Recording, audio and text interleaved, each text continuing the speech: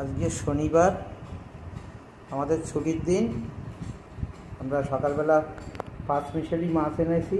তার মধ্যে ছিল বেলে মাছ, ট্যাংরা মাছ, দেশি ট্যাংরা, ওই হলুদ শিরকাটা ট্যাংরা, আর ছোটো ছোটো মোরলা, তারপরে প্যাকাল মাছ। এগুলো পাঁচমিশালি মাছ কিনেছি। তা দিয়ে একটা ঝোল হয়েছে।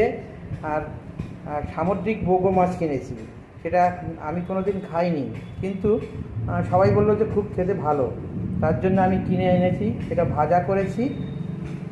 আর চিংড়ি মাছের মাথার বড়া, যেটা আমরা খাই প্রায়, হ্যাঁ। তারপরে লাউ দিয়ে চিংড়ি মাছের ভাজা, আর শাপলা রসুন দিয়ে ভাজা, আর প্যাকাল মাছের ঝোল আলাদা করে হয়েছে। চিংড়ি মাছ দিয়ে বাড়ির গাছের পুঁই শাক রান্না হয়েছে।